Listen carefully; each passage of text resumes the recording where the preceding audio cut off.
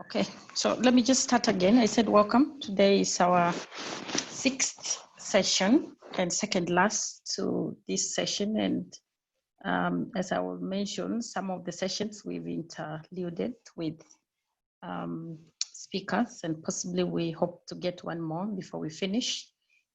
Some sessions are better handled by speakers or just enhanced on what we have been discussing.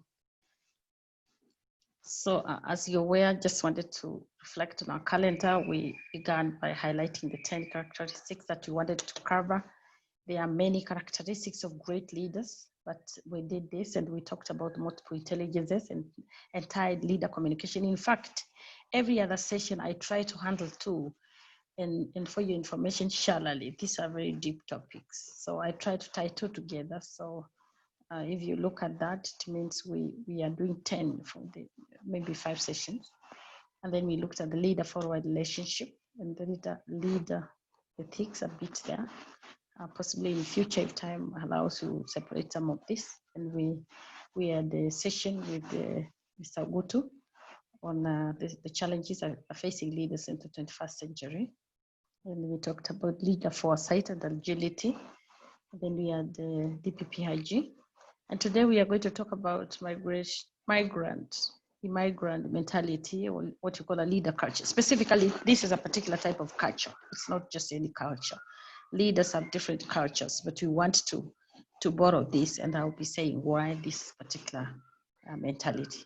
And then we just tie a bit there on leader development. Is a whole topic, but just normally I look at what is related.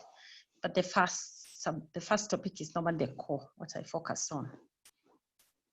I was hoping I could get a speaker. I've approached somebody to talk to us about how technology can enhance or influence better leadership, or maybe improve or multiply the leader's effectiveness. I hope the person will agree. And then we'll just meet here to evaluate. And really, I hope you guys have finished reading your book by this date. But this will be the last moment, and there'll be end of this month. And we hope by then we'll have started cohort 2. Let me say at this point that I already see some people who have registered to sponsor somebody. I'm happy to announce that there is a member here, one of the participants who has accepted to sponsor somebody. And so if you have brought in if you manage to get 2 guys to come in, then I'll give you free one. I mean, a third one, free. So if you get 2 guys, if you can get 2 guys to join this program and pay for the next level, because I can't keep, it's a bit tough to keep spending my money, especially paying online, time preparing. I mean, it takes quite a bit of time. So I also need to share that burden with somebody. So I didn't put a high mark. I think what I've put is reasonable. Let me hear at the end of the program. But if you get me 2 guys training, I'll give you 1 extra free.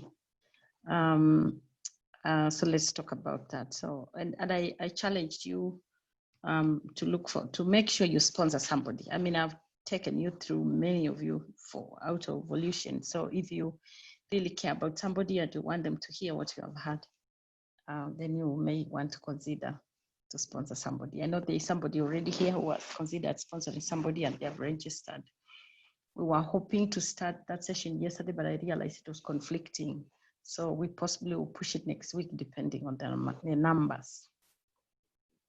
So having said that, I did mention, I threw this list scope of things that we'll touch today. So we'll look at what is culture and levels of culture, because culture has different levels. We'll also look at the leader's culture and the immigrant and the migrant, the difference between the two, but we'll focus on the migrant mentality, what you call a migrant culture. And I'll explain why this particular one. And then we will say, does this apply to us? Why this? Why did we not have looked for just any other culture? Why this particular one? How does it apply to us as Africans, particularly? Okay. So having said that, let's look at what's culture. Now, the simplest way of definition of what is culture is this. They say culture is a way of life. You know, when one time I was learning about the power of, because I've been privileged to work in different cultures, in different communities. And the best thing I can describe a culture is like a huge river. In my working career, I had an opportunity of traveling through River Nile. You know, one time I worked in Southern Sudan. And so I would move from the lower part of Southern Sudan through, you know, boats through the river to Malacca. Malacca is a place where Northern Sudan borders with Southern Sudan. Very, very conflicting area there. So we'd go through the Nile, huge river, very huge. And at some point, if you had a camera, if you zoom to your camera, you couldn't, the lens, the wind of the camera could not fit through. It's like a sea, because we have actually barges, these big ships that move from Khartoum all the way to Juba through that river. So it's huge. And sometimes when I think of culture, I think of River Nile. You know, the volume of water in that river is unbelievable. And culture is so powerful. Culture is that way. Culture is huge. That's why when you move, I was encouraging you to be multicultural. I mean, to develop cultural intelligence. Because if you get to people where they have developed a strong culture and you attempt to oppose culture, it's like somebody swimming upstream River Nile or, you know, Amazon River or such. Culture is huge, and it's a way of life. People internalize culture. It guides their values many times. And that's why we have different cultures. That's why sometimes when people ask you, for those of us, for example, who are Christians, they say, which culture are you using? Which culture informs your way of thinking? So culture is strong, it's very powerful, but the simplest way is they say culture is a way of life. Another simple definition in this case is that culture is, they say it's a characteristics and the knowledge of a particular group of people. And I want you to notice this one, particular group of people. You can't, it's difficult to have your own culture, although you can develop one over time, but definitely it's informed by other subcultures. Our individual culture is informed by different cultures. There are many subcultures or many cultures that inform the way we build our personal culture, our leaders. But in most cases, it's a particular type of culture. It could be from, the values could be derived from a family or possibly a community or even a nation, because we rarely talk of individual culture, but we can talk of a family culture, we can talk of a Christian faith or religious culture, we can talk of a society or a tribe or particular community culture, we can talk of a national culture, we can talk of a regional culture, we talk of a global culture, but rarely global cultures tend to be business oriented, but we have regional cultures. That's why if you travel from Africa and you go to the West, particularly the first world, they talk of African culture, yet they say actually there are 3,300 cultures in Africa. But when you are outside Africa, somebody thinks we all have the same culture. So that's what you call a regional culture. So Africa is now at that level, they talk of regional culture. But if you are within Africa, then they talk of different cultures. I mean, the first time I went to Tanzania, I was a little bit shocked by the speed at which they serve people in the hotel. I thought, wait. I mean, I still remember one time we were in Arusha, I think, yeah, Arusha. And we went to a hotel, we were holding a workshop there with World Vision, and we ordered food, we were in a group. And they took so long, and they brought the stew alone.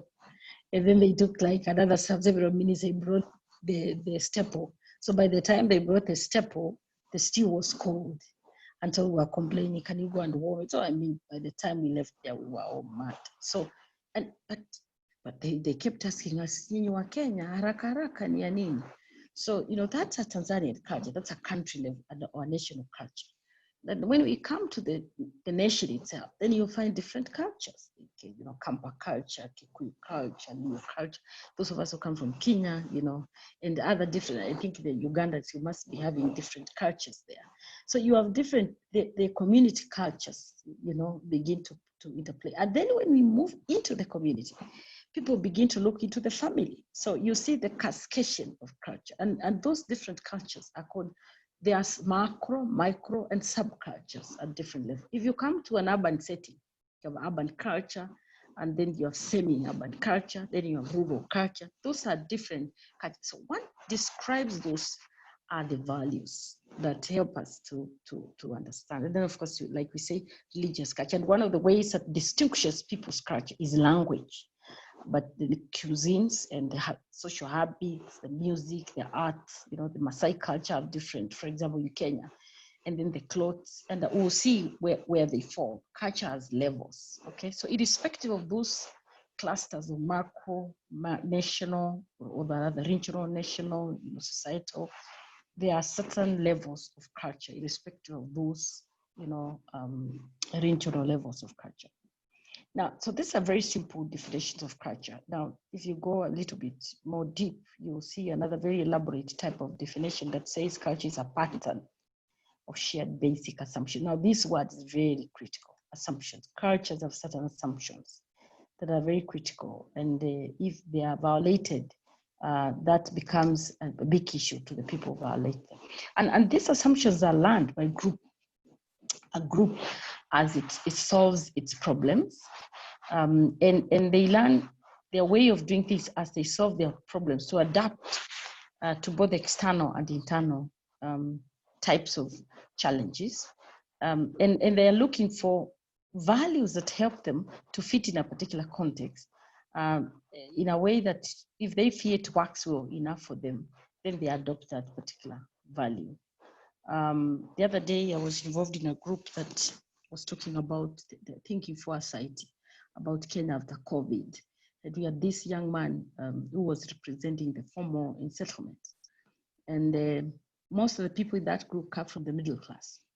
So as they were talking, they asked this young man to tell them how the people in the slums are handling this. It was very strange. He said, "We are really happy." Hey, I said, "What?" He said, "Yeah, you know, when there's trouble, the government pours money to us. That's the only time we get government money." So when the middle class think the informal sector or the slum people are suffering, the slum people are happy because they see this as an opportunity. So it's just something that they have found out. And they said every time there's a disaster or something like that, I mean, we know something will come through. So that's a way they have learned to adapt to the external environment.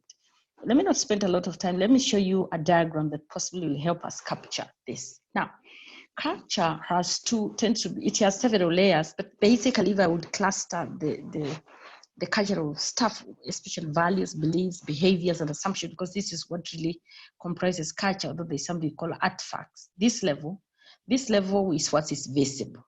And we call the things that are around this area, we call them artifacts. Now, artifacts are things that are visible about culture. For example, you've noticed that when I want to tie my headscarf, I do this in a particular style. I learned this from my mother. She said, "Why do you used to do this?" For example, so it could be a value that she influenced, but you don't know the value. You see the headgear. This is a visible aspect. Behind this, there is something. Okay, the same when people dress in a particular way, like Gomez in Uganda, or a particular style of. I mean, that's an honorable dress, or mushanana in I think it's called mushanana in Rwanda. The traditional gown, the Maasai gowns. So that's a visible thing. It speaks of something.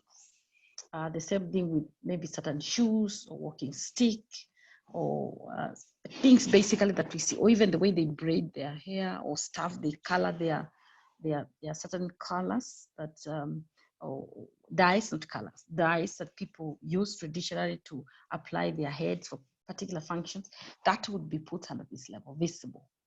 It's above the line. It's visible. We can see it. and the most important thing is also being critical, is to find out what does that visible thing represent in this level, because then there's invisible. This is what is more powerful. If you look at this triangle, you can see actually the part that's on top is very little, or is a very small part rather. The issue is down below the iceberg. So this is what drives people. So so layers, and another way of representing culture, levels of culture is this one. That's what I was calling artifacts. Now artifacts are visible and feelable structures and processes. You can observe them, you can see them. You can see how people have put, braided their hair, as I say, how possibly they dress. These are things that you can see, and that's what we call artifacts. And then you have espoused beliefs and values. These are things these are ideals and goals and values and aspirations, that we treasure dearly. Like, for example, maybe in your culture, for example, where I grew when I was growing up, they told me that anybody who was older than me had a right to discipline me. So we really were disciplined by villagers, sometimes not even my parents. And if they came home and told my parents, then my parents there was no children rights. Those rights are, they are coming up now. We didn't have that kind of stuff. Anybody who was older than you, particularly a parent, would discipline. And so that can't leave me. I can't bring myself up to abuse, especially somebody older than me. So those are values that are deeply, ingrained in me. It is very difficult for them to go. So they are, values of respect, values of honor and such things. So cultures have different types of values, and then the underlying assumptions, deep-seated issues. Like, for example, let me just give an example that, for example, one of the major assumptions is if you are born in a particular, maybe family or culture, or let's say family, you are naturally a leader. Or if you're born with particular qualities, you are a leader. Or if you are born from, or let's say if something happens within, let's say we assume that anybody who goes to school will automatically be rich, those are assumptions. And sometimes deep-seated assumptions, and other possibly that I may not mention. And sometimes they are unconscious. We unconsciously are guided by assumptions. For example, let me give another assumption. Assumptions that if a woman is not married, then she must be having a problem. That's an assumption. And it's a very serious assumption in most African societies, for example, or cultures. So you find that it might make societies treat that particular woman in a particular way. Because if she's not married, then, because marriage is a form of identity, or identifies a woman in the African context. But is it really true that every woman who is not married has a bad character? It's not true, but it's a very deep-seated and discussable assumption. It is. Or if in a marriage, the couple doesn't have children, the problem must be the woman. That's a very serious, deep-seated assumption. So you find, for example, in an African culture, a man can marry several wives, maybe because in the culture, a man can't have, for example, a problem. The lady must be the one with the challenge of maybe childbearing. And so I'm just giving those. There could be others, maybe somebody who has more cattle is more rich than somebody who keeps cattle is more wealthy than somebody who keeps goats. So it's not spoken, but it's a very strongly held value. So sometimes we bring these values and see deep-seated, beliefs that we have inherited or have been captured into leadership, and possibly you will see some of them as we discuss this. So when we talk of the leader's culture, what are we talking about? But possibly before I get to what is leaders' culture, of course, I've projected that. Let me say that leaders shape the leader's culture shapes the institutional culture. And that's very true. If you are a leader, the kind of culture that you project, it is the one many times that tends to shape the organizational culture. And we'll see a bit of that. But just let's momentarily stop there and talk about, for example, Mandela, the late Madiba in South Africa. When Mandela came from Robben Island, where he had been jailed for over 27 years, he had an opportunity to revenge. But his culture was one of forgiveness. He advanced values of forgiveness. I mean, he didn't think by revenging against a white man that was a sign of freedom. He throughout advocated for freedom. Now, if you look at possibly leaders that have come after him, especially the guy called Malema, the guy doesn't believe that. So you can imagine if South Africa today was led by Malema, I think the culture is different. Look at Obama, compare Obama and Trump. You heard the other day, DPP Haji saying it's a matter of time and Trump will destroy himself. And it's true because of the values that he advances. These people are from completely different generations. And we'll see something about Obama. So although he's not a pure immigrant, he's more of an immigrant. They will see the difference between the two. But what I wanted to advance here is that the leader shapes the culture of any institution. Any institution, the top leader, particularly the top leader. The top leader shapes the culture of an institution. A top national leader shapes the culture of a country. A little bit tougher there, though, because there are many other subcultures in a country. But overall, any leader who leads an institution, a country, many times dictates the direction in which that country will go. So having said, let me just say something little about entailing. When we talk about the leader's culture, we are talking about the leader's values, the beliefs, the traditions, behaviors, the decisions, and the motives. And these things come from different cultures, subcultures. They come from the upbringing of the person. They come from the faith of the person. They come from the exposure that person has been exposed to. They come from the national cultures. They come from the community cultures. So when a leader forms a set of values, the culture that you bring along in leadership is an assortment of many things. However, let me say this, a big percentage of the leader's culture, or roughly in my view, 70 to 80%, has something to do with their early years of upbringing. That's where you grew up, the kind of parents that brought you up, the values they passed through. It's a big, if you grew up in a setting where you were taught respect and honor, it's very difficult for you to change. You try it out, but it isn't. But if you grew up the opposite, you know, disregarding, not valuing work,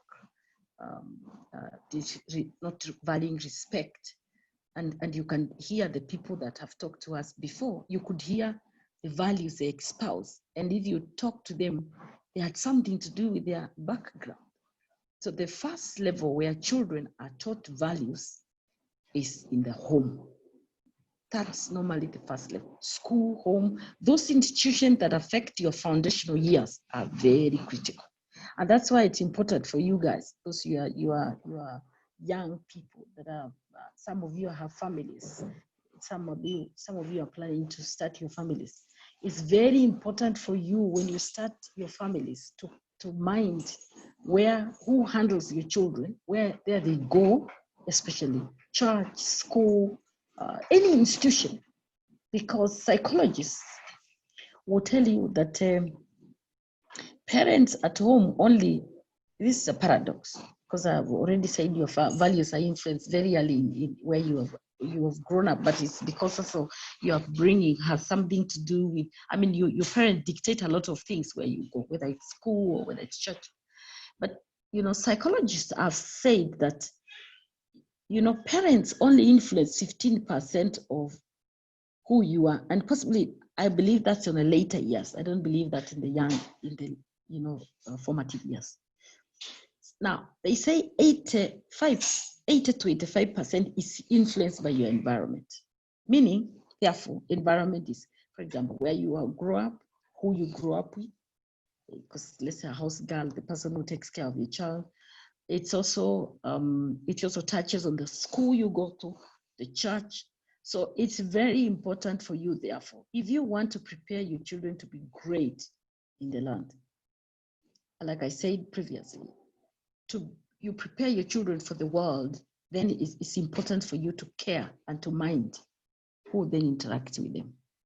Because that's where values, beliefs, and traditions and behaviors and decisions are shaped. So that's what, when we talk of a leader's culture, those are the things we are looking at. And then it's also about the leader, what the leader does, how the leader interacts with people, how the leader makes decisions, how the leader behaves, and how the leader influences the other person, or the individual. Even if we are not talking of a leader, all this stuff here tells us the kind of a culture a leader has. For example, if this is a caring leader, you will see it. If they have compassion, you see it. If they make decisions in a biased way, you will know it. So this is also what comprises of a leader's culture. And I've already said earlier that leaders' culture shape the organization. Let me show you something. Look at what this guy says. And I want to ask someone here to read that for us. Let me see who I will ask. If I close my, okay, somebody, anybody? Can you read for us? Anybody? I can't see you. I have closed my list of participants. Eric? There is no magic formula for great company culture. The key is just to treat your staff how you'd like to be. Who is this guy? Treated. He's called Robin. Branson. Yes. Come again? Richard Branson. Richard.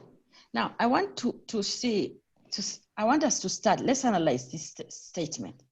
This guy is successful. There's no question about it. But look at what he says. Is that there is no magic formula for great company culture, full stop. And he goes on to say, where therefore does it come from? And he says, the key is just to treat, who is he talking about here? This is a word. To treat what?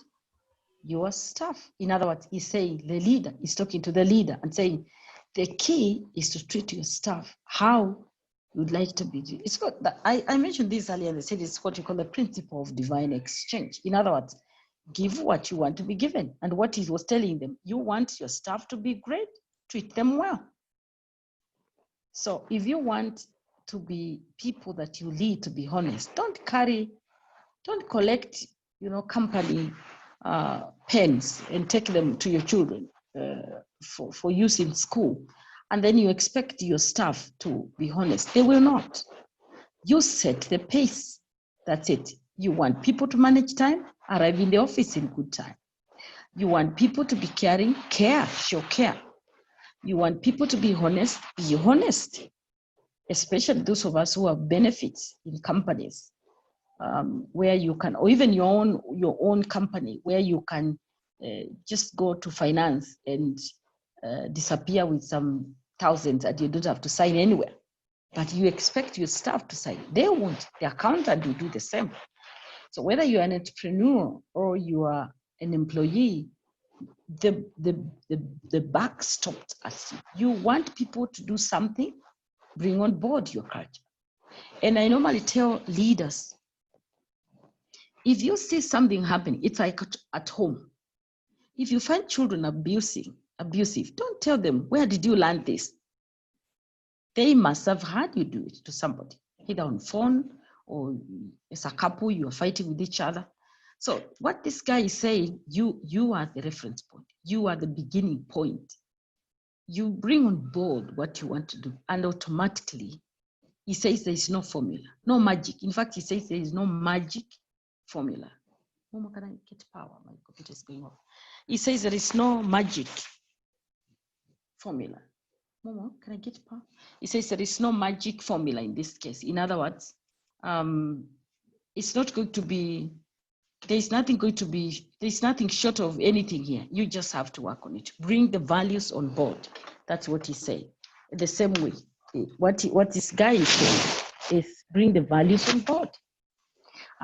Demonstrate them. That's what we call a leader's culture. So I want to spend the next several minutes to discuss about now the immigrant and immigrant and the difference between these two, and why. I'll show you why specifically this particular culture. Why am I interested in it? Now, immigrant, if you want to know the difference between the two, look at this one, exit. These are guys leaving. The immigrants leave their country or region to settle. In other words, they leave, many times they leave completely. They even disconnect nationality. And some of them are those that, for example, people get green card. They just leave, they don't even come back. And even if they come, they just come to visit, but they assume a different nationality. Now, the immigrants just move to a non-native country. In other words, a country that's not their own. And many times is the region to live, and many times they live there to work. Many times immigrants they may disconnect, but many times they don't disconnect from their country.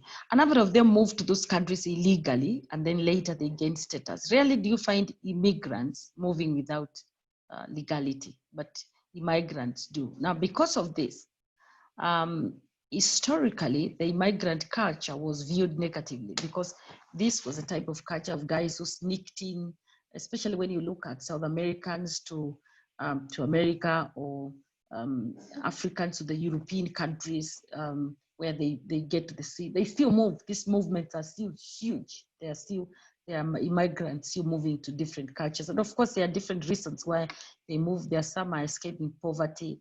Others are looking the opposite of, also the extreme part of that is they are looking for an opportunity to make maybe better living. So they move for different reasons, but anyway, they move whichever case. So for a long time, they were perceived as a bunch of guys who came on board to disrupt people's economy, or illegally moved to the country. Now, but this, of course, recently, if you knew, Trump was, I don't know whether he has signed, because the rank we wanted to sign, of what I know, he eventually succeeded. He signed that all Americans are employed first. Actually, Americans employ American companies employ Americans. But he wanted to sign off that all immigrants go back to their countries. And they are saying there are over 800,000 immigrants in US economy who actually pump the economy. So, but this guy, the American Cuban, Glenn Lopisi, is the one who began to reclaim particularly the immigrant culture because he turned around things in the business world and people began to appreciate. Now, Lopisi is a known businessman. He's an author, he's a speaker and senior advisor for the Fortune 500 companies and organizations, specifically in the area of healthcare, retail, consumer packaged goods, and beyond. This guy is a top-notch respect. If you like, you can go and read more about Glenn. And so because of his authority and success and command in business world, and being today still a speaker, he began to change what the global community has been thinking or thought about the immigrant culture. And you look at a bit of that and what's the respect that it has gained and why. Now, immigrant cultures describes the unique perspective. When you talk of immigrant culture or immigrant mentality, because that's what we are discussing, we are talking of the unique perspectives and qualities that those from immigrant backgrounds bring to the world of business or leadership. Now, we are beginning to bring in culture now. This is culture. Now we are coming along. You understand why I began to talk about culture, the bigger perspective of regional, macro, micro, and then I talked to the leader culture. So when we talk of the immigrant culture, we are talking of the unique. I want you to notice I've underlined this. It's not just perspective. It's unique, and we'll see a few unique perspectives and qualities that these guys bring to the business world. And we'll see some of the Fortune 500 leaders today, or global respected leaders who actually are immigrants. Now, let's look at a few statistics here to tell us how the world is behaving. Useful stats about these guys. Now, in 2011, the New American Economy, that's a paper, analyzed the national origins of 2010 Fortune 500 companies. Now, this is what they found in 2010, that 40% of the Fortune 500 companies had at least one, they had at least one founder who was either an immigrant or a child of an immigrant. This is not a little percentage. We are talking of global, okay, the Fortune 500. Now, then, okay, this study was done in US. Then in 2017, the same paper, the same researchers did another study on the same to find out how many immigrants or maybe their children were in these companies. And the percentage went up. 43 of the Fortune 500 companies were founded or co-founded by an immigrant or the child of an immigrant.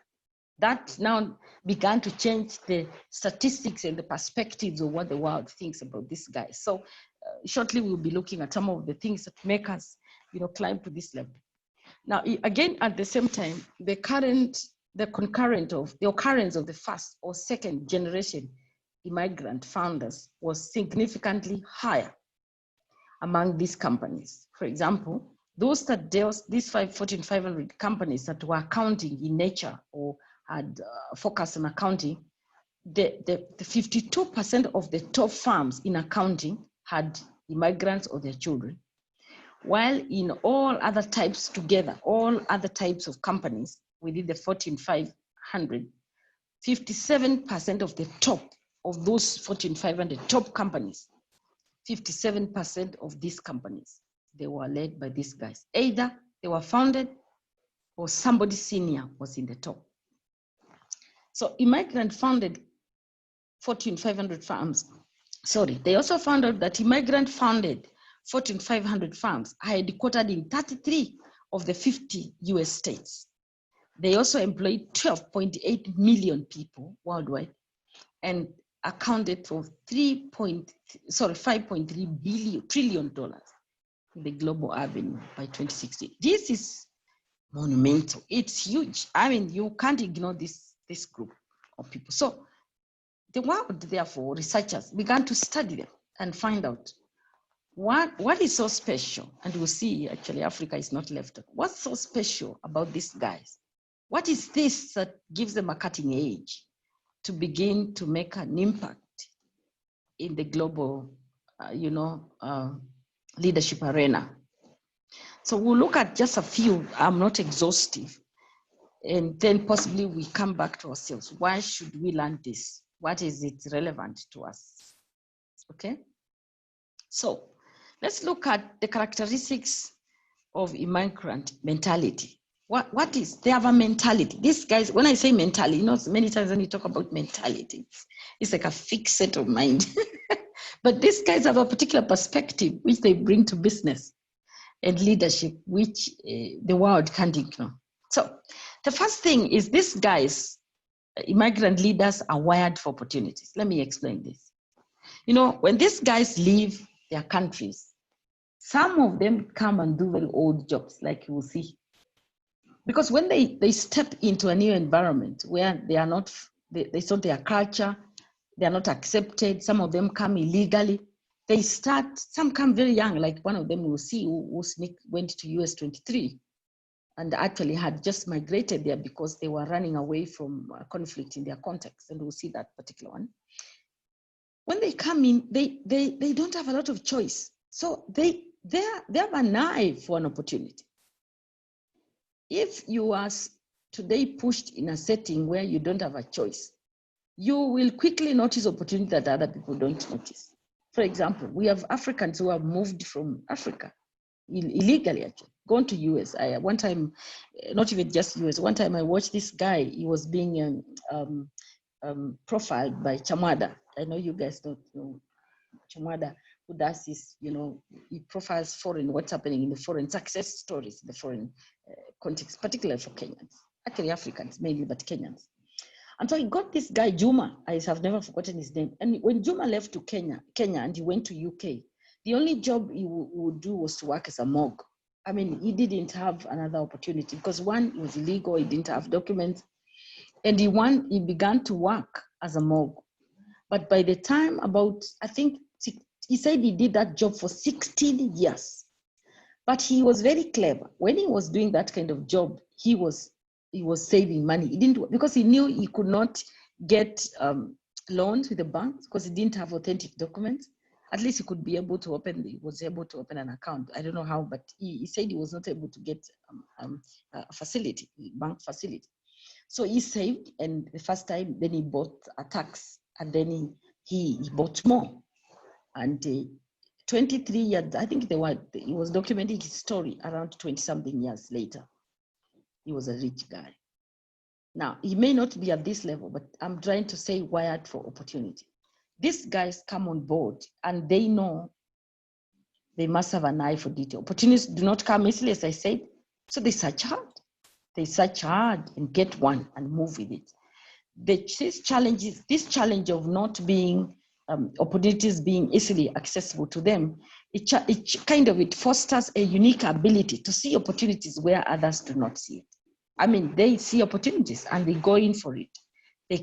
Some get to sweep, others do anything, work in restaurants, clean people's houses. The other day I was talking to somebody who lives in US and said, daytime, I'm a nurse. In the evening, over the weekend, I clean people's houses. And they said, I make more, and that way I've been able to buy a house. See, so cleaning people's houses, somebody else possibly doesn't see.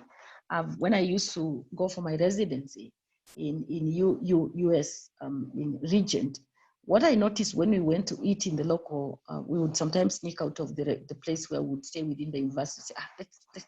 Let's make a change. So we would move out as a group to go and just eat something outside the local restaurant. And one of the things I noticed is we had all these many young people, young university, many of them were colored, working as waiters. And we got curious to talk to this girl, and she served us very well. So we were with a couple of friends, and we gave her a tip. So we kind of talked to her a little bit. And she said she does 3 jobs in a day. I said, wait. She said actually she works in the bank for 4 hours. That's all she's allowed to. And then she said from there, I go and take care of somebody's baby who is out of work up to this particular time. And then she said in the evenings, I come to work in a hotel. Now, a normal, possibly somebody who is comfortable, of course, really in our context, we possibly don't have those opportunities. And possibly even if we had, our law doesn't allow us to take several jobs at once.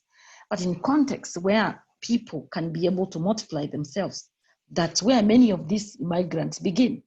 So they have an eye for opportunities. And I wonder, as I talk, for you to move out of America and begin to think of our context, because sometimes we can be migrants in our own context, okay? Now let's look at this guy, Elon Musk. This guy was born in South Africa. He's actually a South African. He has never denounced his citizenship. If you look at it here, he is from 1971 to present. He still holds South African citizenship. Then he has a Canadian citizen. He still holds that. And then he has United States citizenship. So he has 3 citizenships and he still holds all of them together. Now, Musk is a co-founder of PayPal, and later he started Tesla Motors and Space. He was known mainly for PayPal. But look, this guy is an authority. I mean, he sits in the global negotiation tables, and he's an African. And he didn't just move in. And this I see, I mean, he moved in many times, not because he had great, status, but he moved in this kind of level. Look at what's happening in South Africa. We had the privilege of living in South Africa with my family. And our house help was a Zimbabwean. Do you remember Momo? The lady was a house help. What was her name? I can't remember well, but she was our, she was our house was Zimbabwean, and she came to she worked 3 days in our house, and then she worked other 3 days because she worked 6 days in a white lady's house, and that's how she managed to sustain her family back at home, because she didn't have the means. And possibly as I talk here, there are guys who do understand what I'm talking about. I met Malawians many times who did not have very viable jobs. I remember when I started job back with World Vision, I was looking at nine countries in the southern area. But South Africa itself was one of the countries that I looked after. And so I would travel to the farms where, most poor South Africans would be working as, farm attendants. And in those places, I found many Malawians, Zimbabweans, and Zambians in those places. And they were many, they were taking over because their culture of work was so different from South African. This was the difference I found. And possibly Dube I'll give Dube an opportunity to, I don't know whether he's here to mention something about what he sees as a difference. One of the biggest difference I found in this particular context, the Zimbabweans and the Malawians were not, they had a very, a very diligent type of culture of working. They work diligently. But the South Africans had an entitlement mentality. Hit 4:30, they don't work. Say, hey, I'm going home, my time of is over. But these other guys would work extra time. I know Kenyans today who also moved in, did not actually even have documents. I'm not talking of all this level. I'm coming down so that you know what makes people succeed. And it could be enough. And I'm saying this because some of you possibly will be, whichever way, privileged or whatever. Even if you go legally there, you will discover that we must have a particular attitude or immigrant mentality to succeed in some of these contexts. So these guys are wired for opportunity. They see opportunities like this, and they grab them, they maximize, they use them as stepping stones, they move forward. The second thing that you see with the immigrant mentality is a strong sense of foresight. We talked about foresight the other day, and agility. Your ability to be able to see beyond tomorrow and risk to prepare for it today. I mean, you say it might be this way. I want to prepare for this opportunity because I don't know how tomorrow will be, but I can prepare today for it. So these guys are aware, they don't even know how long they'll be there. They study changes, they study shifts. Most immigrant leaders tend to experience sudden change or crisis in both their home countries and in their new, foreign. Most of them actually move into this their context because there is trouble at home. So there's crisis. They are used to handling crisis. And so they are so agile, and they have a strong foresight, and they are agile. I don't think I want to spend time here because we had a whole session on agility. No, so such experiences foster a keen sense of being able to predict change and react accordingly. And not just accordingly, but I think accurately and promptly. And that's a big, advantage. This is why these guys are swift in making a move, and they lead companies pretty well. Because remember, we said the other day, if you don't have good foresight, it's very difficult for you to lead an organization. No, they have the ability to manage developing crisis in their earliest stages, since they are alert to the fact that jobs or businesses can be taken away anytime. Remember, they're immigrants. Now, I like to make a little bit more notes here because I don't give you notes, so that then if you have to watch this later, then you can be able to see more notes. So they are aware that opportunity can just go. So they quickly move in and arrest the situation, and they prepare. They use every opportunity as a stepping stone. I don't know whether it's you. I told the other day the live is seasonal, and even you here, who knew COVID was going to come? Some of you have possibly opportunities where you work to possibly get a facility and buy a house or build something and prepare. Maybe this COVID situation should speak to you about something and help you put your house in order and say, I'm going to tell myself another COVID is going to come in the next 3 years. You just tell yourself like that. You imagine another COVID is going to come. What did I struggle with now during COVID? What do I need to prepare so that I don't find myself into that? So this immigrant mentality helps a leader stay one step ahead of the competition. I know I feel like I want to pause there and just ask. I have four more points to discuss. But the first one, remember, I said these guys are wired for opportunity, and what we need to know here is that these guys know what to move in and when not to move in and not to move in. So they're wired for opportunity, cash in on opportunity very early, but also they have a very strong sense of foresight and agility. Let me stop there and first ask, is there somebody with a question or a comment before we continue? We are talking about immigrant mentality. These are the characteristics that make these guys a force to reckon with in the global arena. Hi, Anne. Hi, go. And everyone in the discussion today, good morning from my side. Good morning. I think what you're saying, yeah, this is Terry. Go, you are the best person to talk. Go ahead and tell us. Yeah, when you started talking, it totally applies to my situation right now. And you know, I'm not where I am because I'm not learned. Mm-hmm. I have I have several certificates in my name. You know, I know I was your lecturer. I know. So I'm a professional, social worker. Yeah. But when I got here, I'm giving my story to make sense more. Yeah, to make sense more. When I got here, number one, I'm in a province that speaks French. Where are you? Can you tell us which country? People have forgotten. I'm in Canada, but then Canada has two official languages. We have English and we have French. So I happen to be married by a man who is a French Canadian. And so my first challenge when I came here was language. So I had to learn language first for me to integrate in the culture. I had to learn their way of life for me to integrate with them and for me to relate with them. Terry, can you put your whatever on? Can you put your video on? We want to see you. So no, I've brought down my screen so that we hear you. What you are saying is very critical. I'm in my gown.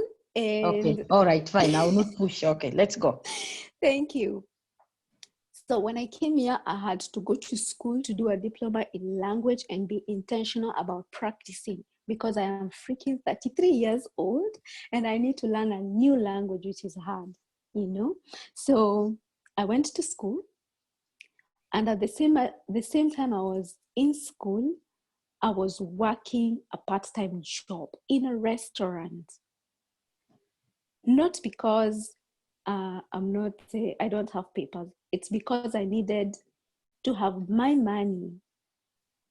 You just don't want to sit down and wait for someone to give you money when you had a whole life back in your country. And like you're saying, we have an eye of opportunity, and some things push us to do these jobs that are not, they're called manual jobs here. Yeah. So I was working in a restaurant, and there's nothing shameful about that. So I was able to earn money.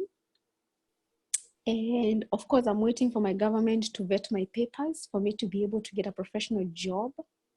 And I'm waiting for a body of social workers to approve my French for me to be able to work in the community. So that's just a whole process that I have to go through. But before that, I do part-time jobs, like manual jobs, like restaurants. And yeah, all that has given me, right now I'm on maternity leave, and I'm able to get the maternity benefits that every woman in Canada gets. Wow. So I'm on maternity leave and I'm paid because I worked in a restaurant, and I paid taxes from working in those restaurants. So I think what you're saying makes a lot of sense. And it is home for me, like it's hit home for me. I possibly should have said this before you went to Canada. You should. I think, and one thing I struggled a lot for me to just be able to, for me to be able to get to that place of saying, it's okay, I'm going to drop my pride and I will go work in a restaurant.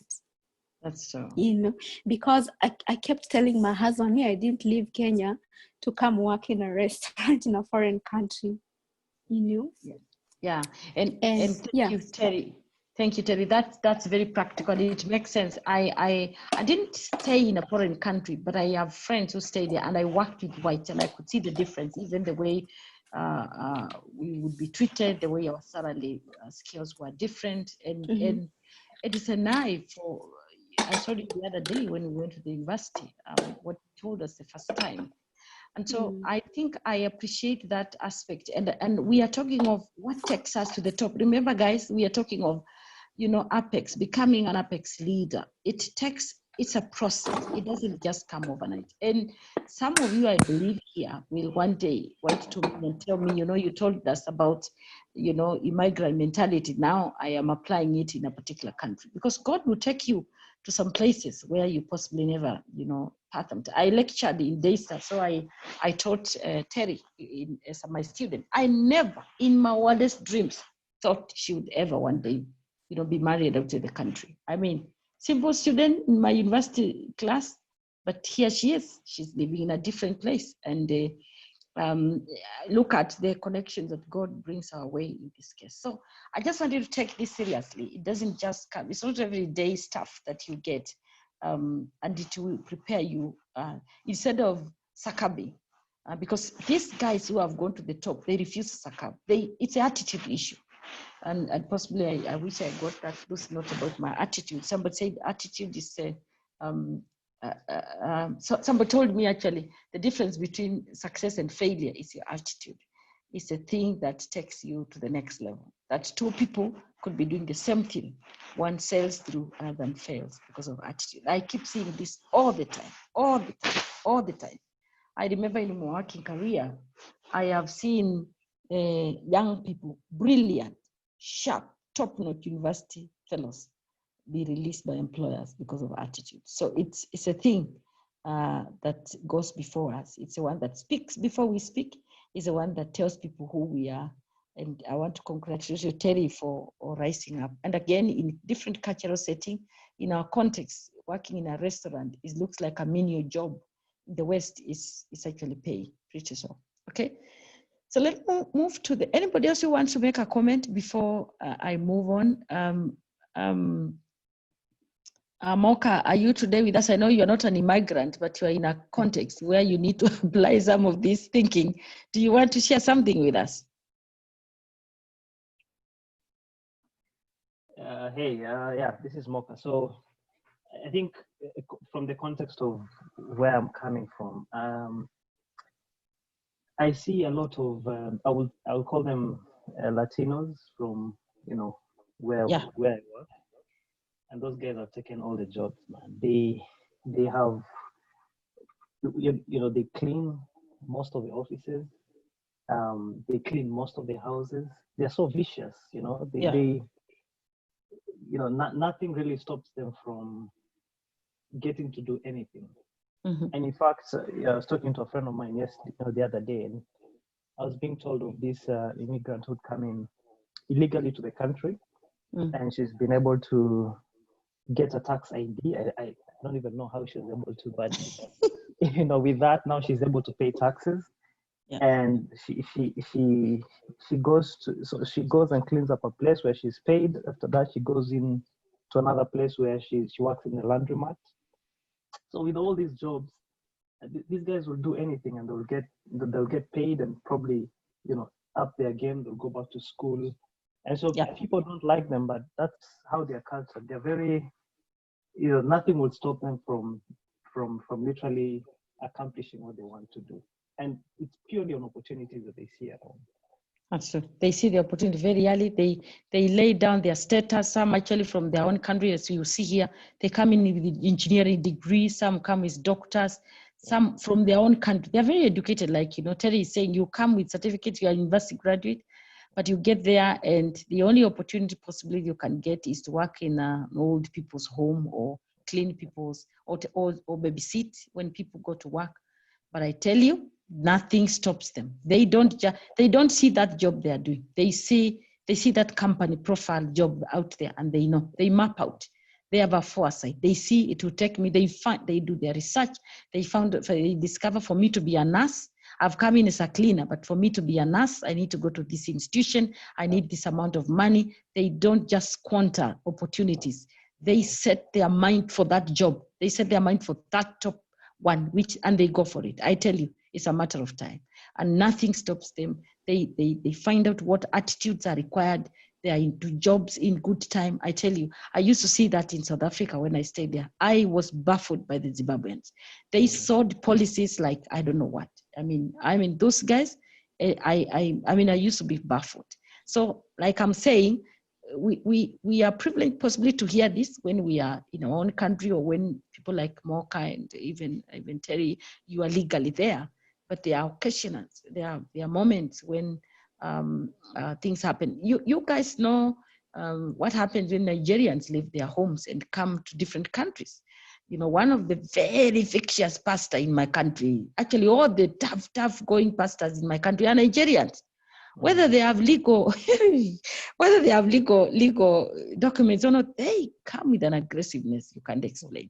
And I'm not saying we all become aggressive, but I'm saying the most important thing is, what culture are you bringing on board that can help you excel in difficult circumstances? That's all business, what I'm talking about. So let's look at the other characteristic of this immigrant. Dr. Anne, can I say something before you continue still on the same?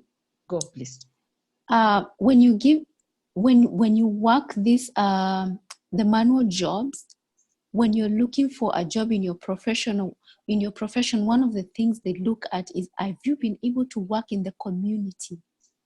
Mm-hmm. And even these manual jobs matter when you're looking for a professional job, because they place you at a higher ranking because you've been able to work with the community and you know how to interact with them. Yeah.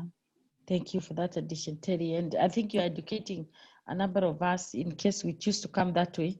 I have been privileged to be in first world countries, not so much to stay there, but to interact, to visit. Of course, I would go there with my costs taken care of, but I had the privileges of interacting with people and seeing this. I think knowledge of environment, appreciation, culture, systems, attitude, they will sail you through. And I think I'm so privileged to have the two of you here. If I lack guys in my next classes, I'll just be calling you to help me drive the point home. But thank you so much for those contributions, Terry and Mocha.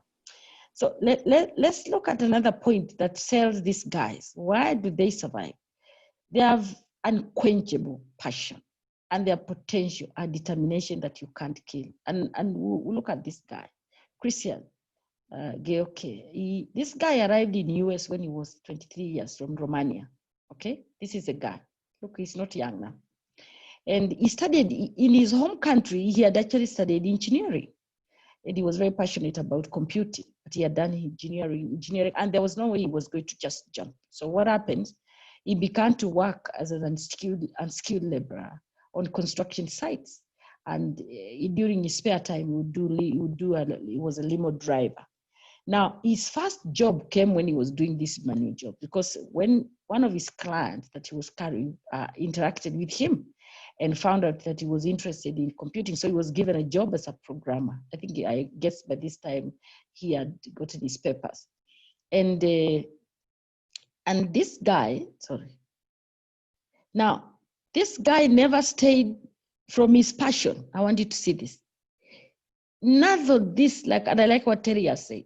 You are social worker. It didn't matter if you worked in the, what did you call it? A restaurant. If your passion is to be a social worker, stay on with the passion. It's a matter of time. So he never stayed away from his passion of computing. And by 2010, I want you to notice here, is 23 years. This is what he becomes. It's a CEO in Silicon Valley. Now, I went to his LinkedIn account. He says he's a CEO of many things, but I like this quote. He said, I'm passionate about building something from nothing. This is one of the top-notch guys in the Fortune 500 companies. Look at where he started. He came at 23 as an immigrant. He nurtured his passion. He knew he had the potential. I mean, he had studied engineering and he was determined. He stayed on course and he never moved out. And today he actually worked. He has been a CEO of several companies. If you want to go study him online, he's one of the respected guys. So we are talking of leaders' culture, don't get lost. These are cultures. People are bringing a certain level of values. They are hardworking, they are passionate, they are focused, they are determined. They don't despise particular jobs. They know where they are going. They have a foresight. He knew he has a capacity to be a CEO and he stuck on. So this immigrant mentality has been known to have, these leaders are known to have passion, their potential, and they are determined, and they stay on course. They don't change. You know, somebody told me passion is oxygen to the soul. If you nurture it, it will feed you. I mean, I don't know why I do what I'm doing. I don't know, some of you possibly will never meet face to face, but I'm passionate about adding value to people, sharing. Actually, my top gift is to give. I give knowledge, I give money, I just give. Sometimes I overgive until I almost drain myself. But I have known over the years that passion is oxygen to my heart or my soul. As long as I continue to do what I'm passionate about, it will feed me, and it does feed me. So this guy, he stayed on course and continued to be a programmer. And he became, look at where he ended up. You know what happened in Silicon Valley. I think that's the home of computing, okay? So the other quality, so let's see, the first one we have talked about, what was the first one? Let me know whether you're following. What is the first characteristics of this immigrant mentality? Somebody? Wired for opportunities. They are wired for opportunity. They see opportunities where nobody just sees it. What's the second one? Strong sense of foresight. They have a strong sense of foresight. They see ahead. They map it tomorrow. They know, and they study, they engage, they do whatever it takes. They research, they prepare, and they go for it. What's the third one?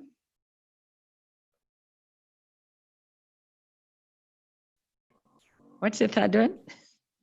Passion, potential, and they are determination. passionate. If you don't get anything else, don't miss the first one. They are passionate. This thing drives them. No amount of difficulties kills their passion. They are passionate and they stay on course. When you are passionate about something, not money, no amount of weather, not even COVID-19, nothing. You are set for the top and you will go for it. You spend time dreaming, you sleep dreaming about it and thinking how to work. So they are passionate. The fourth thing that's very unique about them, they tend to have an entrepreneurial attitude. You know, they have a business mentality. This is really core quality of successful individuals many times. You don't have to be an entrepreneur. You don't have to be a business owner initially to succeed in this, but just that mentality. You know, I spent most of my years employed. And I knew in my career, I'm a good organizational leader. I knew, and it's true, this is not bragging. This is simply the truth. And I think God just tends to keep opening doors for me. I always take over organizations or institutions that are dying for some reason. I don't know why. Every time I get a job or to lead or asked, I am given institutions that are dying. And for some reason, I have almost a span of 3 to 5 years, I turn around the institution. It takes a bit of a while to change culture in an organization.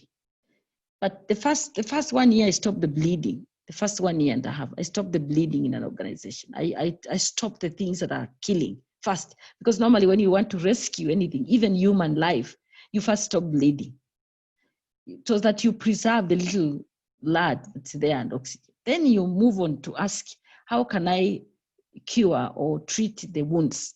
That's the second level. And before you even come to making the person look better and beautiful. So you stop bleeding, you treat the sickness, and then you rehabilitate the person. And that process normally tends to take between 3 to 5 years. And it's a culture issue, because what causes a bleeding in quotes in an institution is a bad culture. So for you to change culture, many times it takes, because culture touches systems, it touches values, touches, you know, the way somebody was leading, all that kind of thing. So for you to go through that, it takes a while. So I'm coming back to say, I did know had an entrepreneurial attitude until I began to lead the school that I was leading. Because in the other organizations, yeah, I led, but I had never led an education institution because I was in the NGO one for no. So what I'm trying to say is that all of us can have this. Now let's look at this guy. This guy is a co-founder. He's also an immigrant. He's a co-founder. Somebody wants to say something? Okay, so can we switch off the mic? You just switch off your mic, okay? So Sergey Brin is a co-founder of Google. This guy is a Jew by background and descent. He's a Jew by descent, and he was born in 1970, so it's not old. He was born in Moscow, and these guys, they ran to US, running away from escaping the Jewish persecution there. So they look at when he came, 1973, this is when they came to US. So basically the guy was how many years? Come on. How old was he when they came to US? 6. 79, 73? You guys don't know math. 6 years. 6 years. So he comes 6 years. But he learned early in life, the Jewish community is very strong on business. Most of the top-notch business gurus are of a Jewish culture. Fathers train their children very early about the business. You're an entrepreneur. They have an entrepreneur mentality. So they teach them. They learn very early how to deal with alienation. He learned. They knew they were. Remember, they were already coming from Russia. So they were not in their own, country. So he had already learned some basic things: leading with alienation, seizing opportunities, adapting himself to rapidly changing environment. Those are some of the skills that he quickly learned when he had, and he quickly, began to put them into use. Now, so what drove him to his early in life to become successful?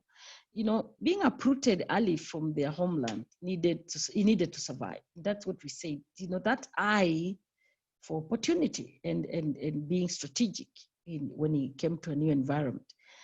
Character of willingness and ability to build relationships was his big one. It's a very big strong. In fact, they say today partnership is a currency of today's. It's a strongest currency, so it's a gold currency in today's business exchange. So he knew how to build relationship and advance money-making opportunities and build links and partnerships. Now, knowing how to sell and to continuously reinvent oneself. And this is equally very important. This ability of reinventing self. I see this in Islay. We call it Islay. Islay is the biggest, for those who don't come from Kenya, it's the biggest Somali market in Nairobi.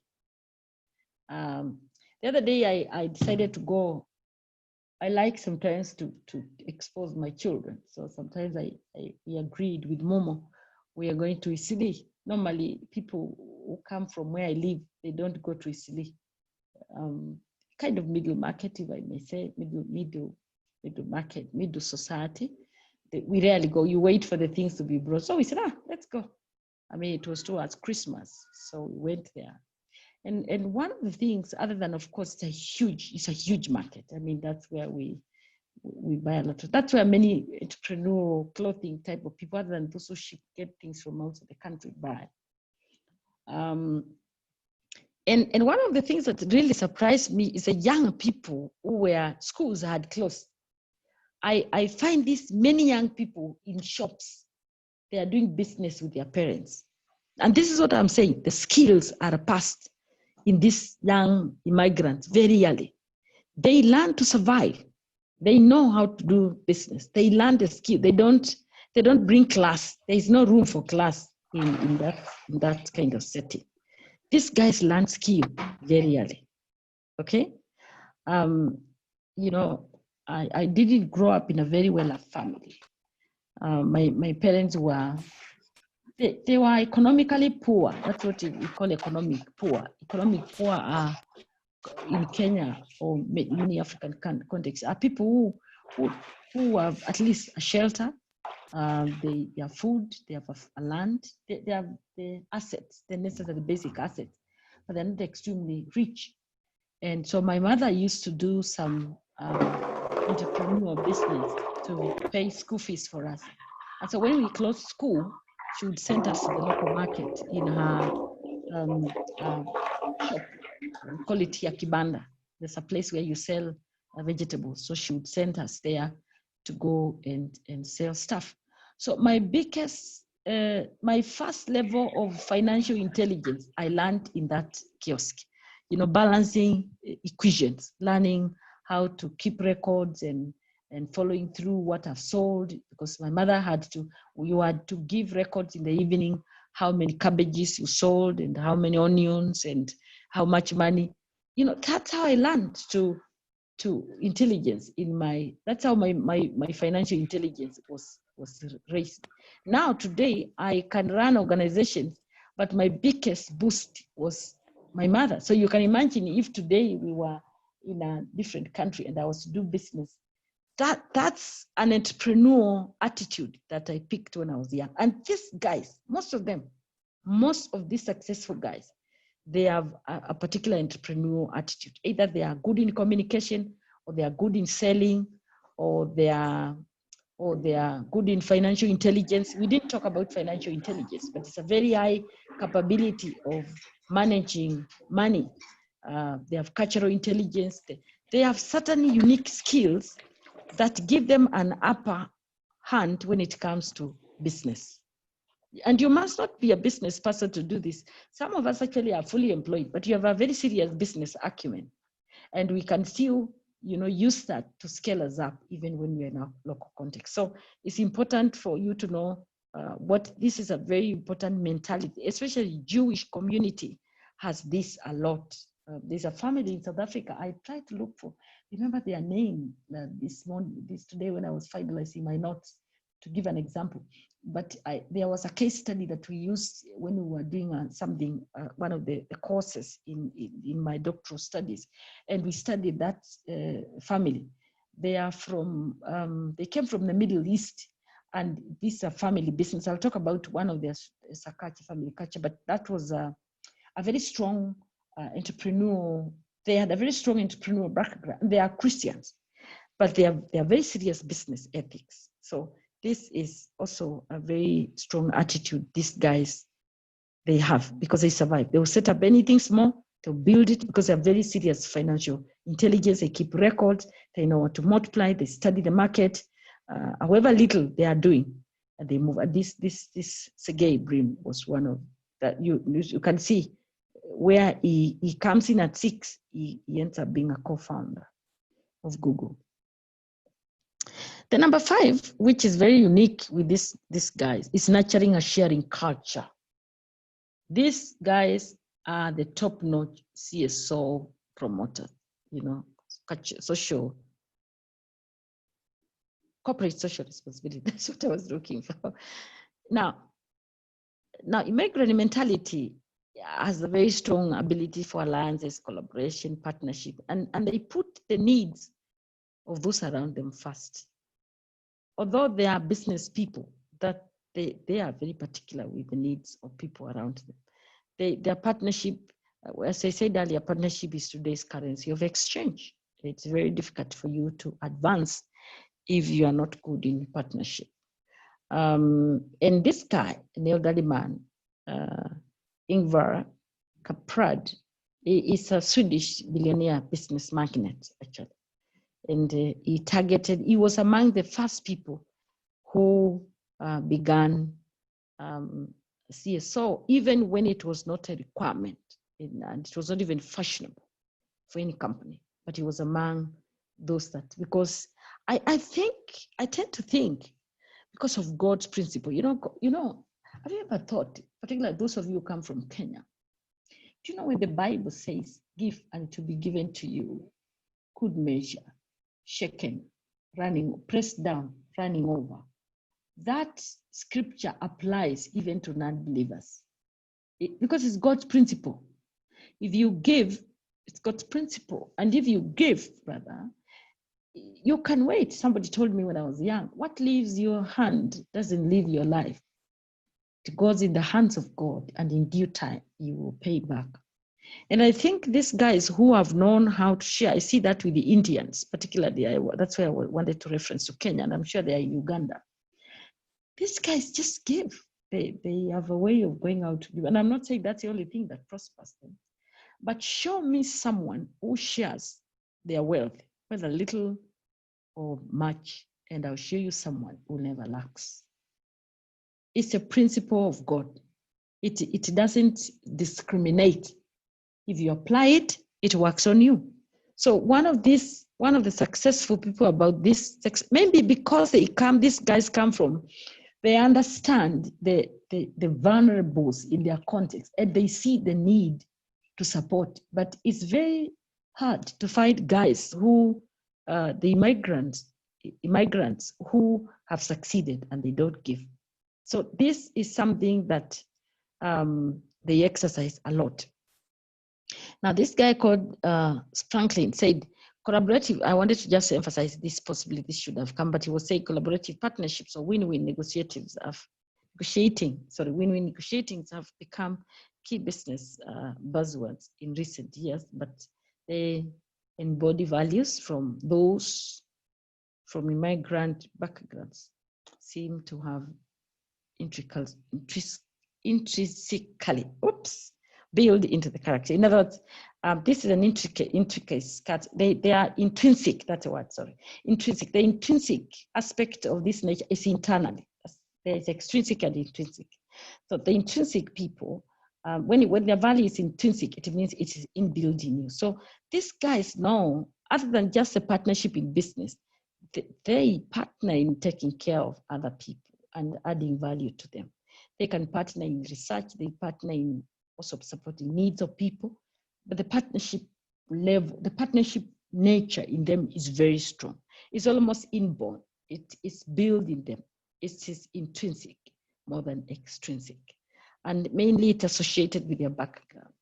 And so they are known to be great successors in this area. They partner in business, but they also partner in meeting other people's needs. They partner in ideas, they partner in research, and they partner. It's very hard to see businesses they have run which have not partnered, but also which don't give a certain level of benefit to the people. Because of this, they put the needs of those around them first.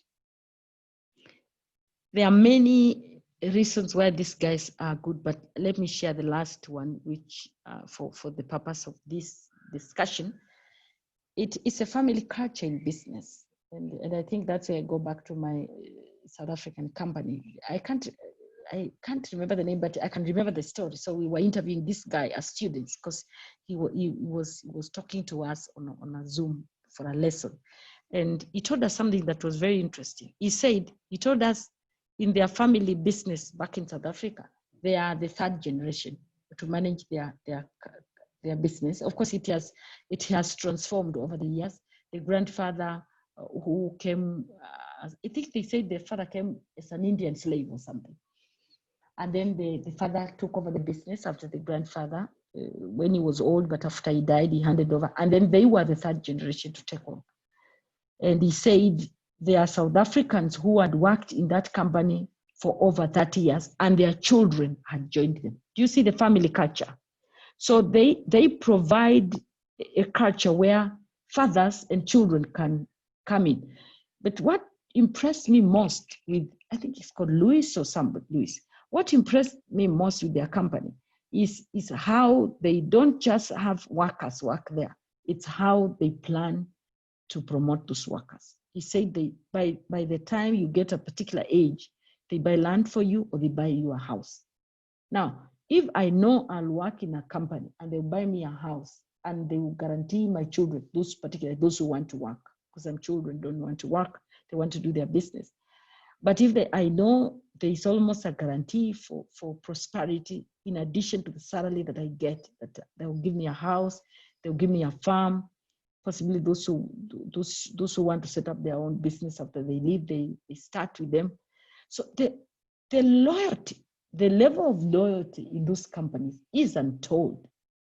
So this family culture in these businesses of these guys, and now that goes back to what Moka was saying, is a one that actually helps those teams serve. They almost provide a landing zone for those ones who are coming. And that's why it's going to be very difficult for any country in this world to destroy the immigrant culture. Because when one person comes from a particular place and kind of stabilizes, any other person coming from that country, they are gracious. They host them, they teach them what they do, they tell them what makes them successful. And so when they build their own huge businesses, they adopt a family culture. It is said in research, and research has proven, the most stable today and the most prospering business, sustainable, are family businesses. It's actually known, just first level, family level, and you guys, I'm sure in different countries, you know that. We know that in Kenya, some of the best, companies, Manu Chadaria and the rest, Bidco, those are family businesses, but they carry that family culture to their employees. That's what I wanted to say. They expand that family culture to their employees. In other words, they make sure the employees come in and behave, they feel, you see employees literally protecting the company because it becomes a family, it's a culture. Remember I said the leader is the one who brings a culture, shapes the culture of an organization. So they come into these companies and they then cultivate this family culture in business. What does this family culture do? It enhances a sense of loyalty, commitment, hard work, and stability. And because it's good for a turnaround, for a turnover rather. But if a company experiences a very high turnover, it has a challenge. It may not be able to stabilize. So this family culture becomes very useful. Now, many of Africans do not know what to do. They don't know what to do with this. We are not, the Asians are very good in this. The Southern Americans are good in this kind of culture. We tend not to have a family culture. We have a competitive culture. We compete with each other instead of building. And this disloyalty, you find a brother comes to your company and steals for you instead of seeing that as an opportunity. So this is a culture that helps people succeed. And I'm not saying it's the only culture that can help us succeed, because in a different perspective, when families get to a level, sometimes if the leader, because it doesn't translate that just because you're a family member, you're a leader. If the family member is on top is a poor leader, then the company can easily stagnate. And in such a case, it's advisable that you get what you call a crossbreed. In other words, you get someone who is an external person, but has worked with you for long and understand the internal culture. But basically, they say if it's well, exploited and shepherded, the family culture is very reassuring. It's a stable culture. Family element is key to these businesses and success. Commitment to build a lasting success, as I said, is one of the things. Now, they say a third of the firms of the Fortune 500 list are family-run companies. They are established for several generations. This is a big percentage. You're talking of 30%. They are family in the real sense, family biologically, but also they build a family culture. That same biological family culture is translated into workers. So they kind of, work there with the sense of, this is our thing. This is our thing, we need to take care. Now, according to Lopez, you remember this is a guy who I said changed the story about Immigrant. He's the advisor of the Fortune 500 companies. He said adopting the principle of family-run business is a surefire recipe to success. Is surefire, not surefine, but surefire. In other words, he says it's a very strong culture. That was his observation. So there are many characteristics of these immigrant guys, but I've just picked 5 issues of foresight, wired for business, the passion, entrepreneur attitude, and that goes along with very high level of financial intelligence, and then the family culture. I can tell you, if any business, even in our context, that adopts those 5 characteristics is set for success. So, does immigrant mentality apply in our case? Do you see values, even if you don't go out of this country? I want you to think of you coming from the village somewhere where you are not, where you live in the city, nobody knows you. So it's like the city or wherever, it's like, or even your workplace. I want you to, especially with African, where we are grappling with tribalism and, nepotism. And, if you don't come from my tribe, we don't speak the same language, I don't know you. Do you see this making any sense? Does it apply still to our context? Before we even go out of the country, can we start exercising it here in our context? I want to ask that question and pause so that I hear what you say now.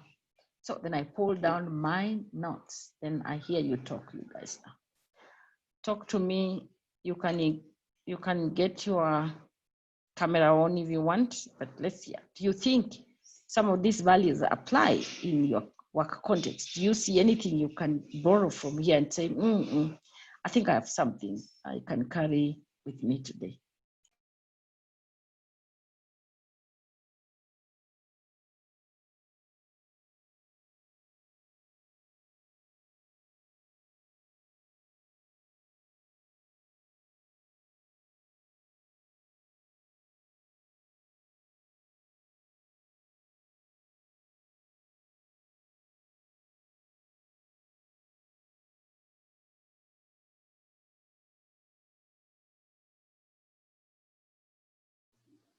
Well, I think I will go again.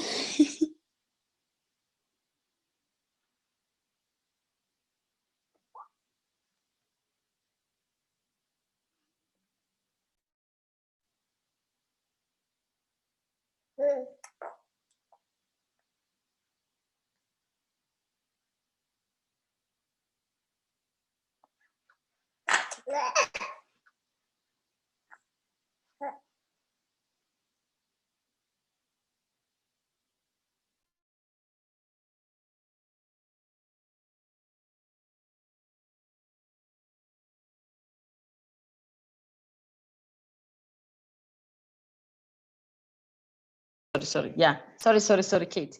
I was saying Terry went off. Let's get somebody else. Now that you are there, Kate, can you talk to us? Can you, switch on your mic and tell us, do you think this is applicable in any way?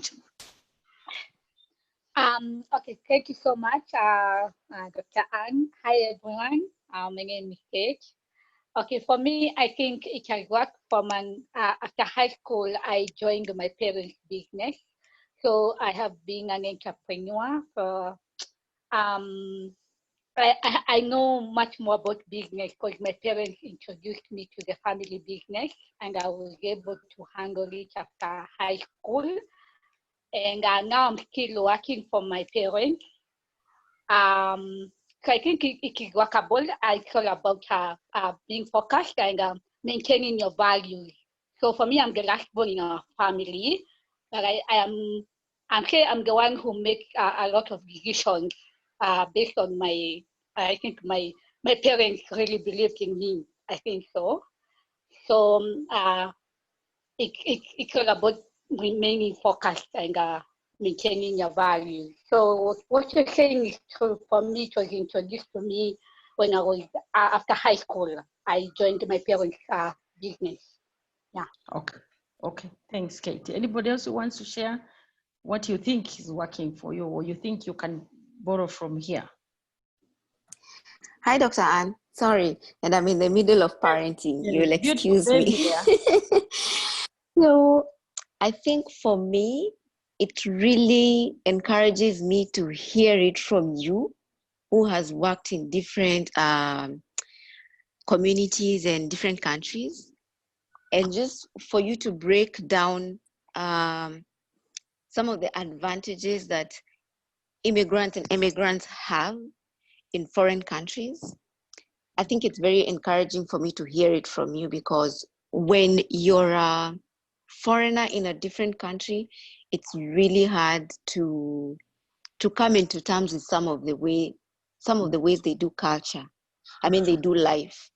It's really hard to come into terms with that. And just to hear it from you that people succeed and it is very possible to thrive and to make it in a different culture, that really encourages me. Thank you, Teddy. Anybody else who wants to comment?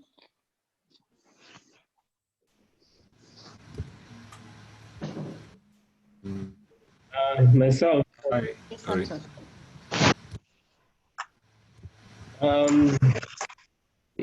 This reminds me of something. I don't know if it's similar, but sounds the same. That we are. Use water, so don't worry.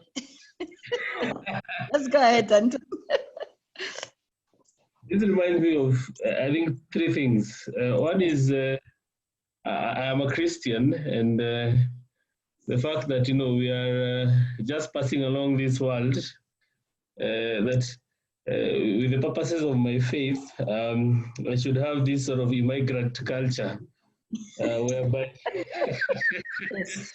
Yes, I like that.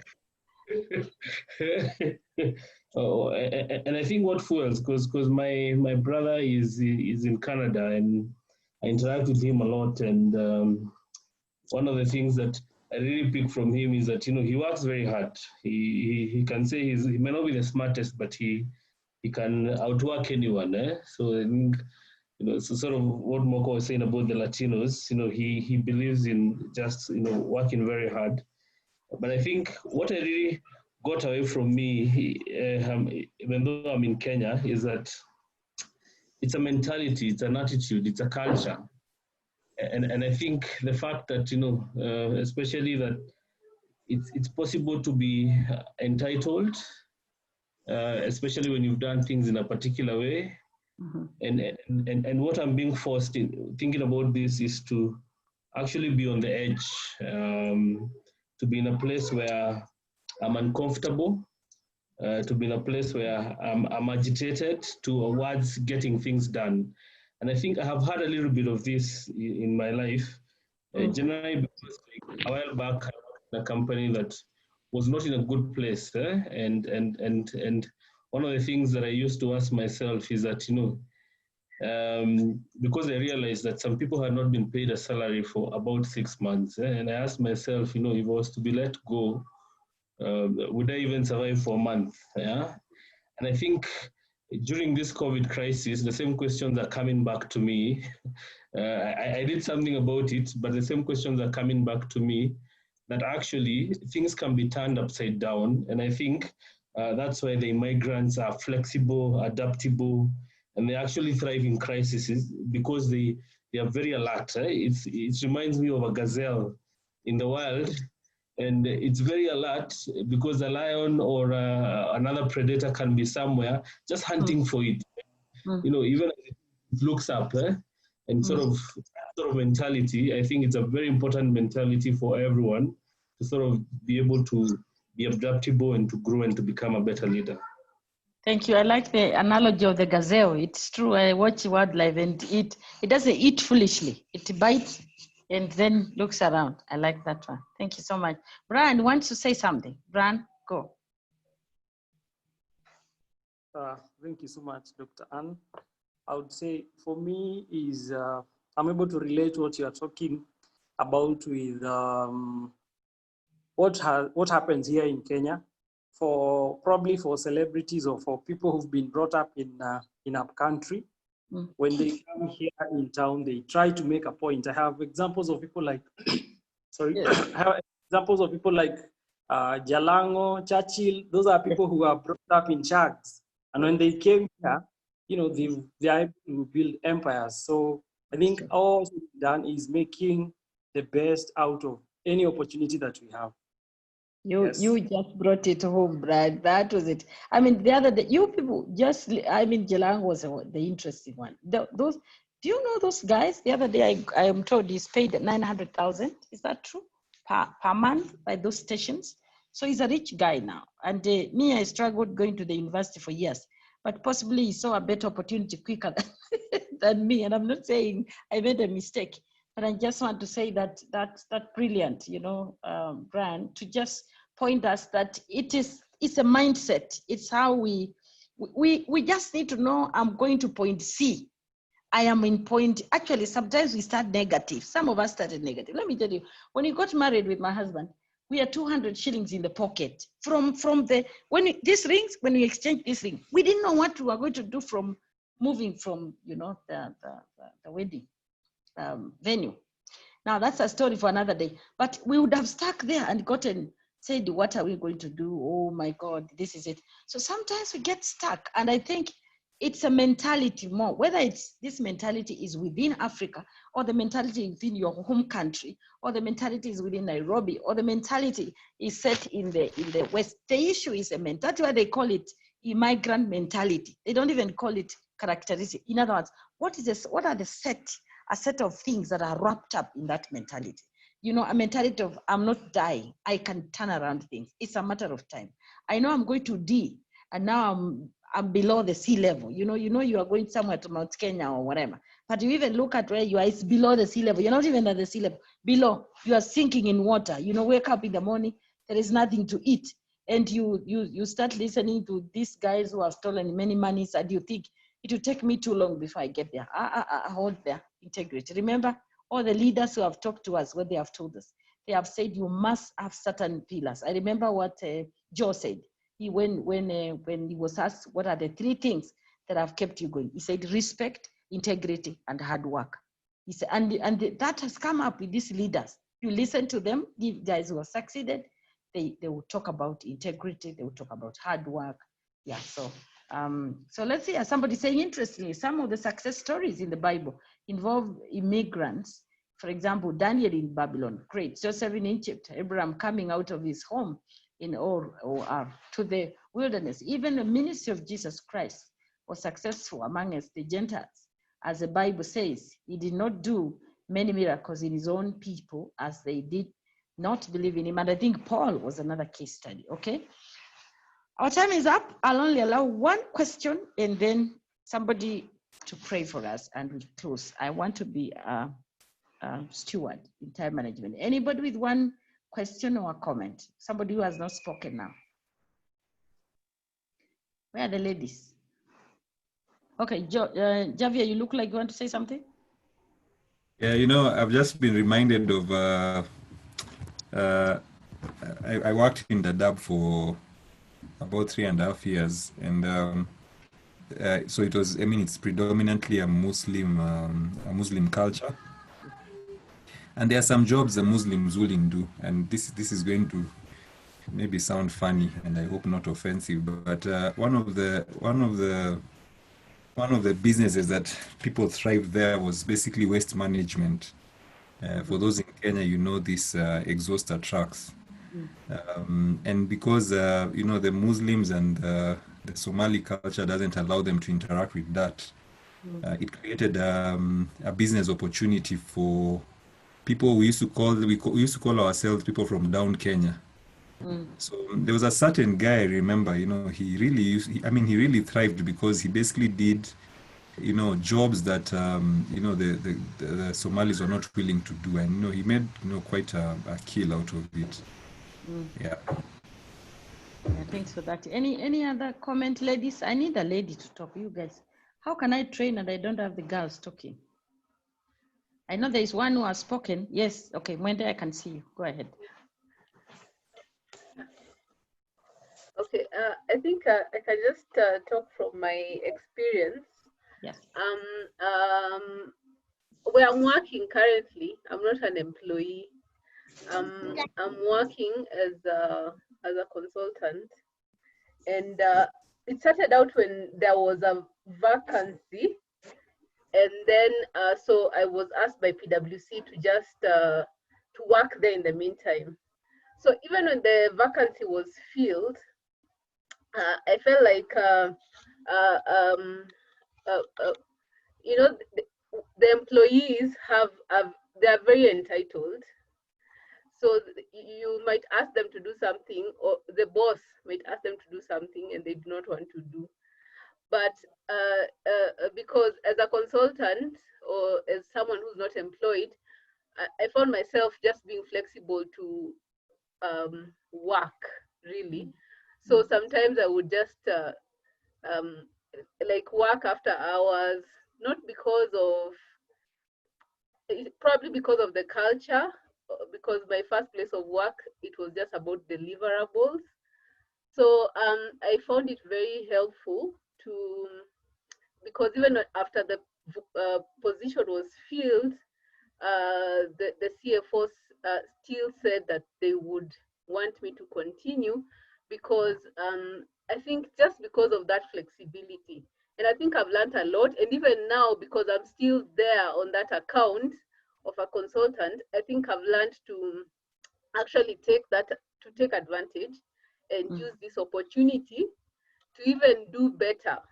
Yeah, so that because when you work and when you deliver, I think someone notices, and in the end, it's rewarding.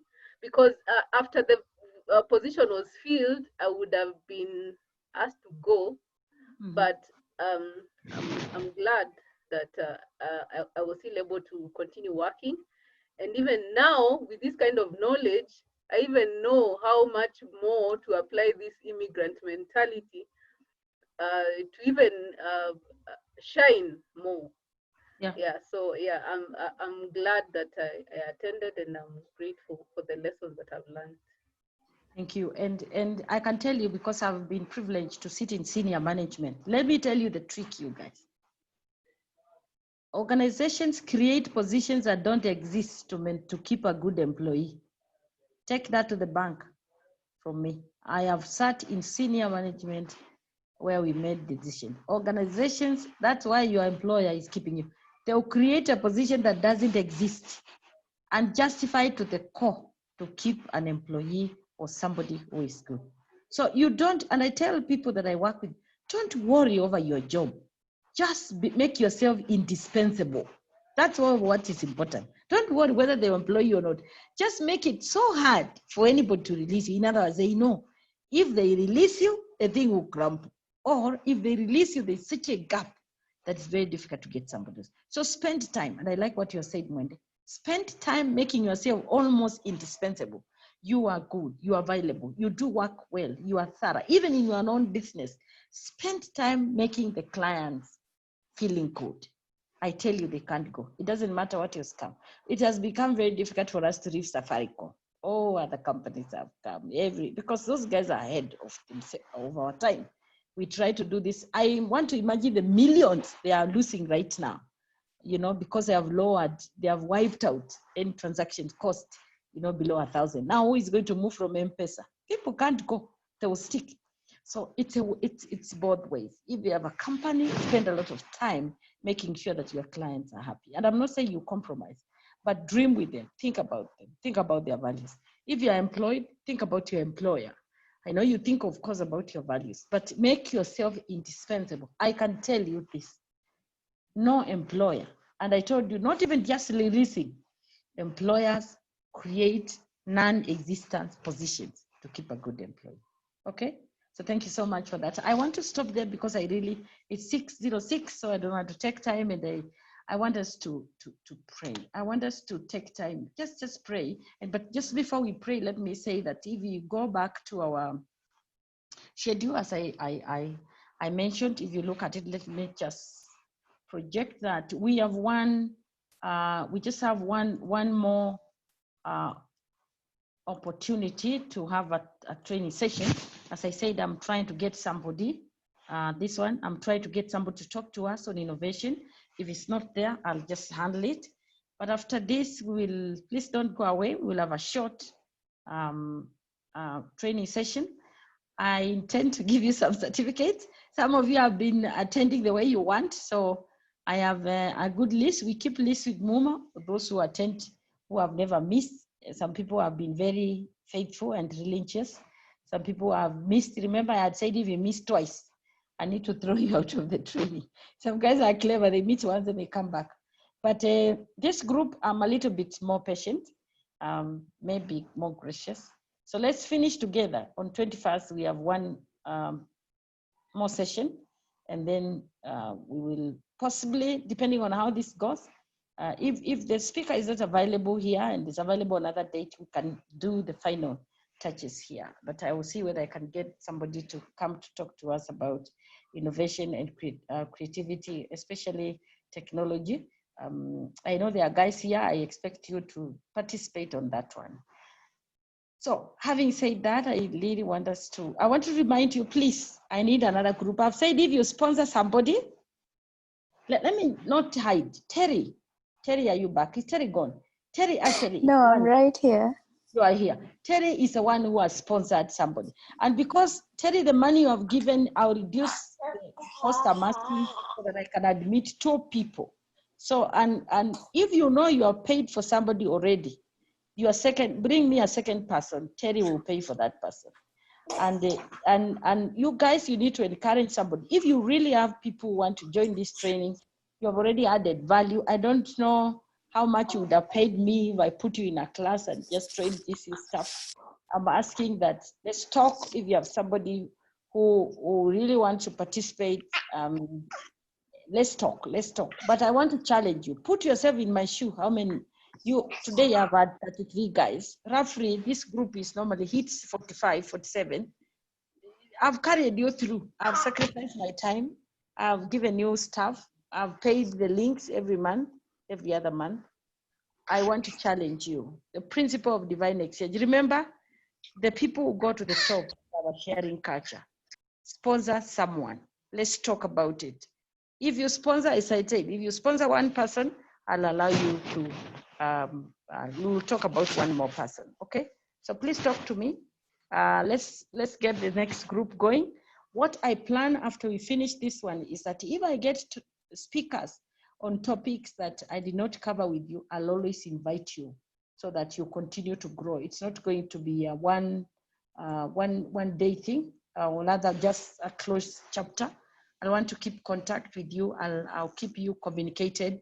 I'll let you know when I have another speaker who possibly you didn't hear. If you want to jump in, you can. Let's maintain that. And I want to challenge you again. Mentor someone. Mentor someone, sponsor someone. I will take another group through this. Please sacrifice and support. If you want to be a great leader, you must learn the habit of giving. I would have said, I've just finished school. No, I want big money. How much are these guys going to pay? Let's talk. Talk to me. If you can't afford what we are asking, the 3-5, talk to me. If you have less than that, let's talk. Although really we want to keep the program going. So let's have that conversation. But I have 2 people. If you know you have sponsored someone, I'll give you one more person. Terry will sponsor one person for you. I still have one more person that can be sponsored using Terry's money, but they need to bring 1,000, 2,000 on top, because there is one extra 1,500 that comes from Terry's sponsorship. So if you get somebody willing to pay 2,000 per month, they have another sponsorship coming in. Okay. Thank you so much. It's been a pleasure talking to you. And I believe you have gotten something. I want to ask Faith, do you want to pray for us today's session? Okay, I hope I'm loud and clear. Yes, we can hear you very well. Okay, let's pray. Thank you, Jesus, for your love, for your mercy, for your kindness. Thank you for this session that we've had today. Thank you for all the insights that you have allowed Dr. Anne to give us. I'll pray that I pray a blessing over her, oh God. We pray a blessing over her. And even this, we prophesy into this, that it's going to touch many lives, many young lives, and it's going to bring understanding and enlightenment, all for the glory and honor of your name. And it's in the mighty name of Jesus we pray and believe. Amen.